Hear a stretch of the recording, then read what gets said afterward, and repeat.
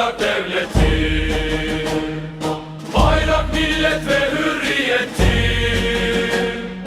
kanıyla boyanmış neferlerim, bayrak kutsal, bayrak kudretim, her köşesi benimdir bayrağım, dalgalandığı yerdir otağım, eşim sırrım pak gibi alnım, vatanım yattığım toprağım, kışlaların nazlı gelinliği, Mehmet'imin kolu kuvveti, dağların korkusuz mavzeri, ilkem ülküm, ülkem bayrağım.